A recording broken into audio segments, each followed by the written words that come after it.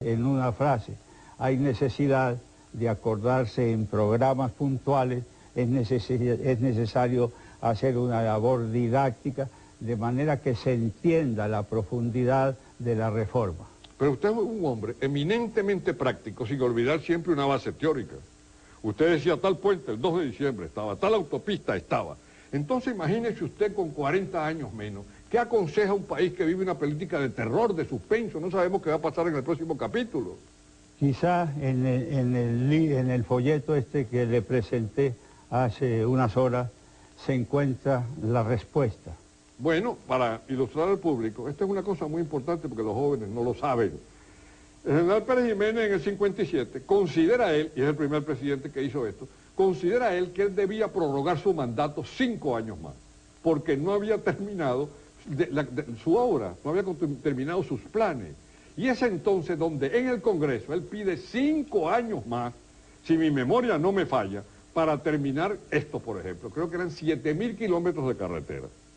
Me parece que eran 2.500 kilómetros, puedo equivocarme, ¿no?, en la famosa red ferroviaria que enlazaba a Caracas con Maracaibo y San Cristóbal por el occidente, y con Barcelona y Puerto La Cruz por el sur. Usted me corrige si me equivoco, pero me parece que eso es así.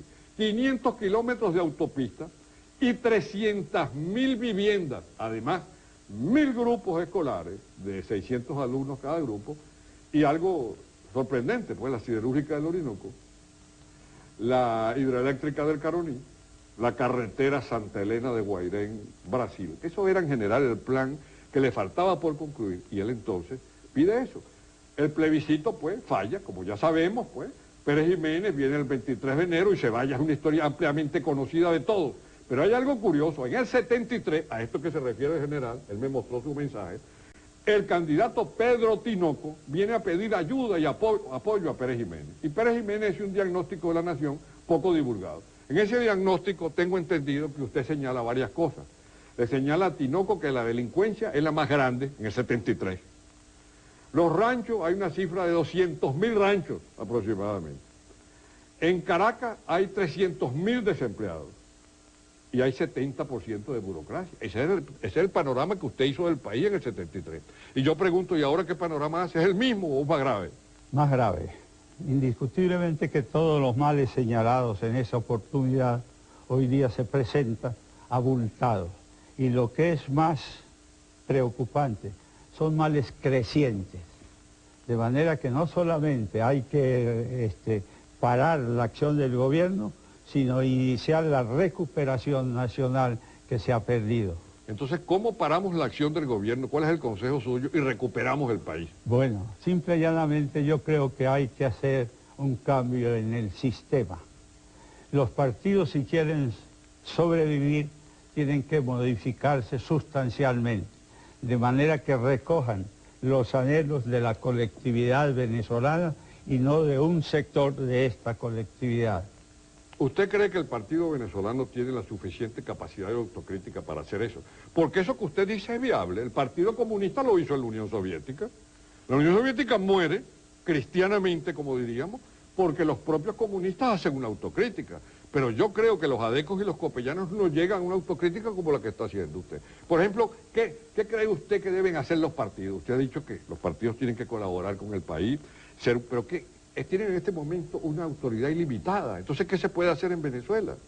Bueno, en Venezuela es necesario capacitar para actuar en esta época a las clases dirigentes, así como también mejorar la ciudadanía en general. Esta es una labor que hay que explicarla con mucho detenimiento, pero que en síntesis se trata de adecuar las clases dirigentes a la época que está viviendo la humanidad y hacer de los ciudadanos que hoy día se están formando entes acordados con la situación que está viviendo la humanidad y que tiende más hacia las ciencias que hacia las letras.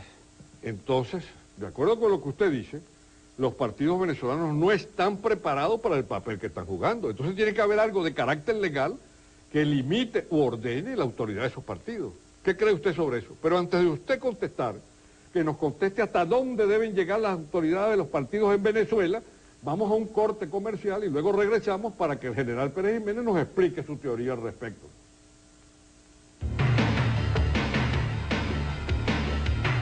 En la silla caliente, desde Madrid, España, en la residencia del general Pérez Jiménez, quien está sentado en la misma silla caliente que ustedes ven todos los miércoles. Esta silla vino especialmente desde Caracas para esta entrevista. Le preguntamos al general algo apasionante, la silla se pone muy caliente. El fracaso de los partidos políticos en Venezuela, de acuerdo con lo que él ha dicho, es porque no han estado a la altura de las circunstancias. Entonces hay que hacer algo, porque no se puede gobernar sin partidos. Entonces, presidente, ¿qué se va a hacer con los partidos en Venezuela? Porque su régimen funciona, o funcionó cuando no había partidos, pero no podemos vivir sin partidos. Entonces, ¿qué recomienda usted que se haga? Bueno, en principio, cuando yo me lancé solicitando el voto del pueblo para prorrogar mi mandato durante 5 años más, uno de los argumentos que escribí fue que los partidos no funcionaban, que los partidos resultaban una rémora para el progreso de la nación. Eso fue en el 57. De manera que entonces había en ese momento que prescindir de la actuación de los partidos. No se podía permitir que ellos estuviesen interfiriendo en la política, haciendo manifestaciones, puesto que esas manifestaciones eran lesivas a los intereses de Venezuela. Voy a citar algunas... Sí, dígame algunos ejemplos, porque mucha gente joven que le está viendo puede creer que estos son resabios, pues, sí, dictatoriales. Entonces, dígame algunos ejemplos de por qué el partido no estaba a la altura de las circunstancias como en Estados Unidos o Inglaterra en Venezuela. Dígame algunos ejemplos. Cuando se inauguró la autopista Caracas-La Guaira, el actual presidente de la República, el doctor Caldera, en una reunión en uno de los barrios de Caracas, manifestó lo siguiente, que esa obra había sido construida por el gobierno simple y llanamente para que traficaran los Cadillacs de los ricos, que esa obra no servía a la colectividad, y les preguntó a los concurrentes, ¿ustedes pueden comer autopista? Claro que la autopista no se hizo para morderla, ¿no? Pero sí para facilitar los transportes entre el litoral y Caracas, y modificando así las tarifas que se establecían por el transporte, es decir, abaratando los fletes. También alguien de los partidos me dijo una vez que Venezuela no necesitaba la recuperación de los territorios perdidos. Cuando yo estudié geografía, decía Venezuela, extensión territorial, 1.020.000 kilómetros cuadrados.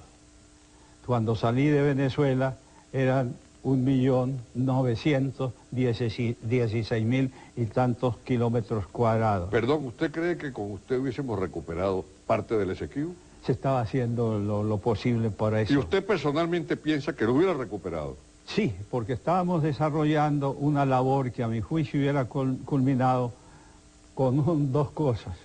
O la Guayana inglesa en este entonces se anexa al territorio venezolano con un estatus especial, o hubiéramos tenido que por la fuerza recuperar el territorio del Esequibo.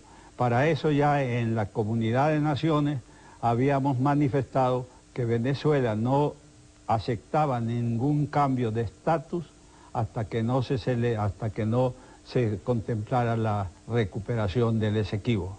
Una observación, el general Pérez Jiménez está usando lo que yo llamo el lenguaje directo, que es fundamental en la vida política, no guabinea. Uno le pregunta a un político típico el caso del Esequibo y no le sabe dar la razón. En cambio, Pérez Jiménez no siente rubor de decir, sí, hubiéramos ido a la guerra para anexarnos ese territorio porque es nuestro. Sí, de manera que...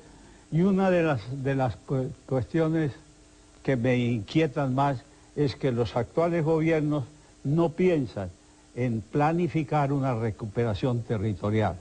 No hay planificación.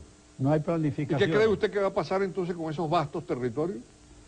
Bueno, que al fin esperaremos que surja un régimen que se preocupe verdaderamente de los intereses